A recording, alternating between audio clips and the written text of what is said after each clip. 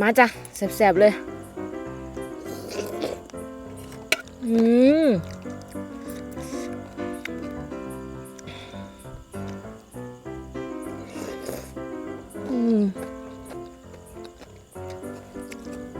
ปลาหมึกจ้ะหมึกเน้นๆ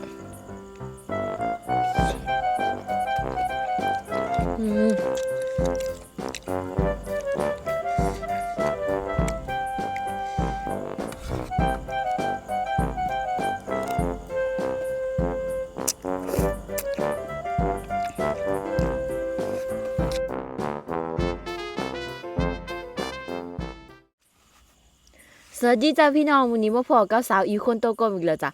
โอ้บรรยากาศเปลี่ยนใหม่จ้ะพี่น้องมื้อนี้พี่สาวอิวพาพี่น้องมากินยำรวมจ้ะโอ้ถาดใหญ่เลยจ้ะยำรวมกับบรรยากาศยามดึกๆจะอยู่หน้าอยู่ทงหน้าอาจจะมีเสียงแมงแมลงรบกวนแหน่จักหน่อยต้องขอโทษขออภัยหลายๆจ้ะพี่น้องมาจ้ะแซ่บๆนำกันเลยป๊าด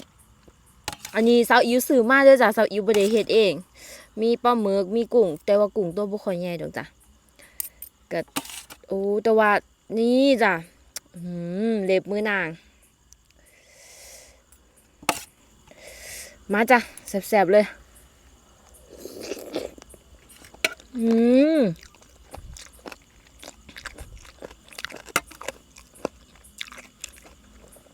ตีนไก่กรุบๆกรอบๆให้จ้ะ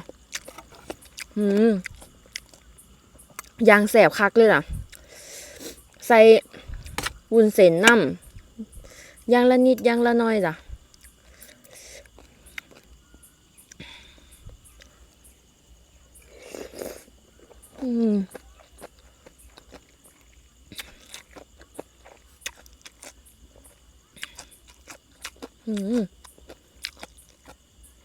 รสชาติยางแสบเลยจ้ะ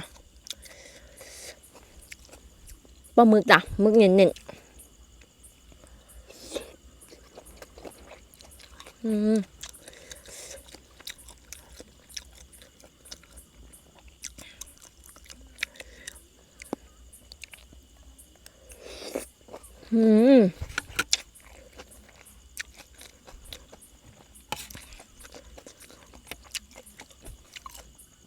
ื้อนี้คิดอยากย่ำจ้ะพี่น้องเผ็ดๆแสบๆเปรี้ยวๆหวาน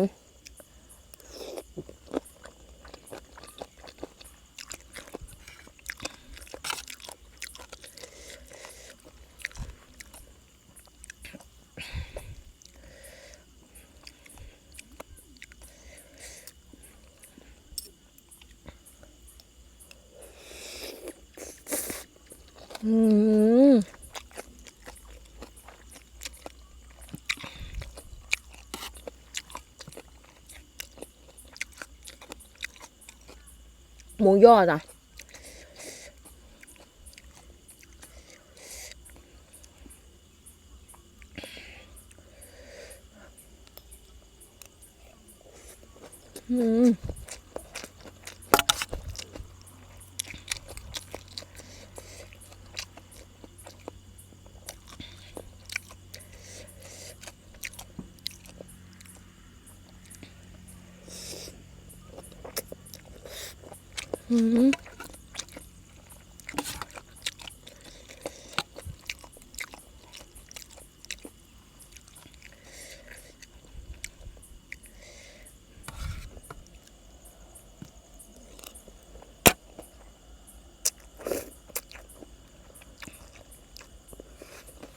วุ้นเส้นเนาะ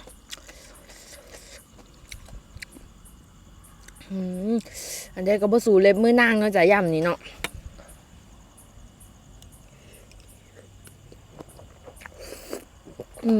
แบบ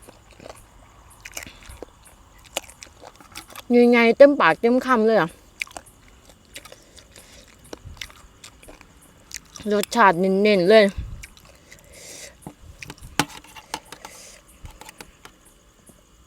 วุ้นเส้นกับ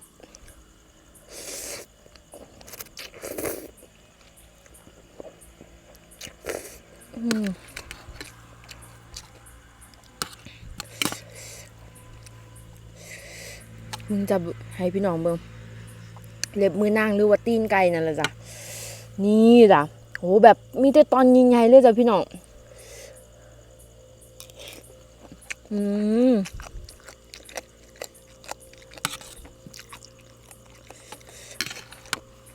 กุ้งเนี่ยจ้ะแต่ว่ากุ้งตัวบ่ใหญ่จ้ะกุ้งตัวน้อยๆนึง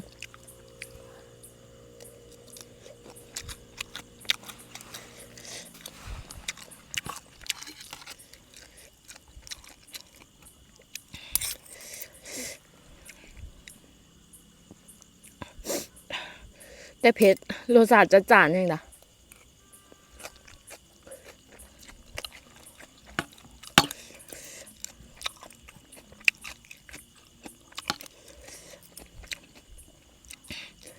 บ่มีผักเด้อจ้ะพี่น้องมื้อนี้สาวอิวกินยำล้วนๆเลยจ้ะยำเน้นๆเลย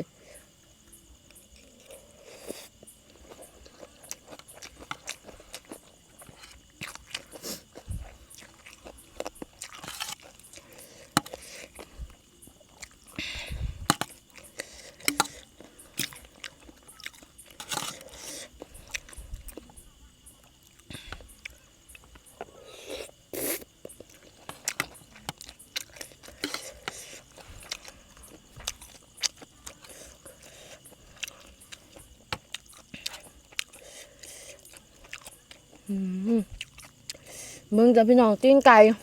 เน้นๆเลยจ้ะ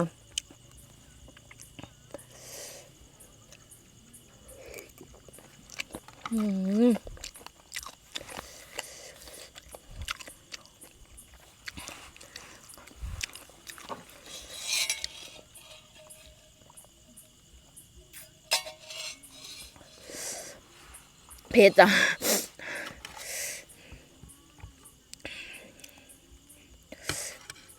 ตีนไก่จ้ะ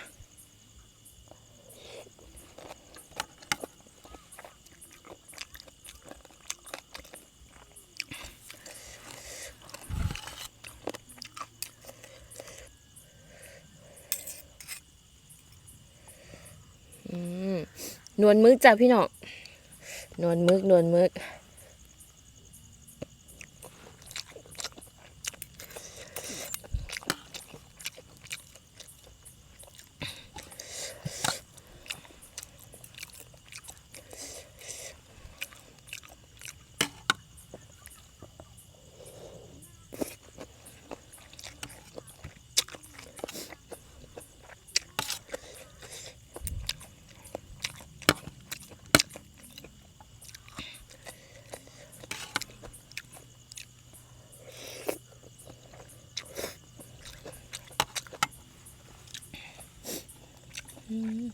กุ้งจ้ะกุ้งตัวหน่อย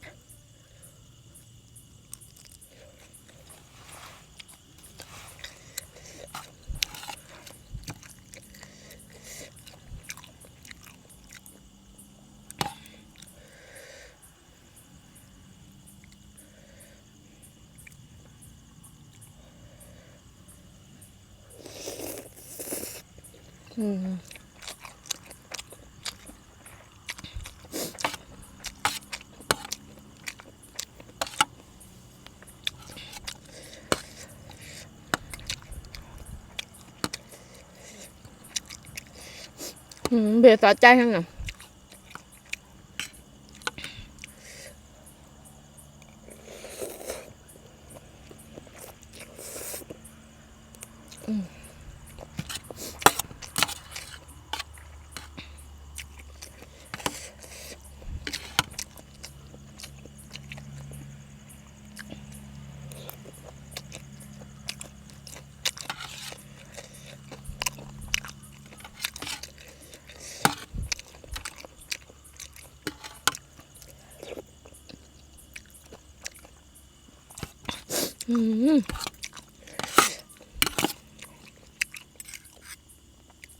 โอ้เผ็ดเด็ดใจแห้งจ้ะ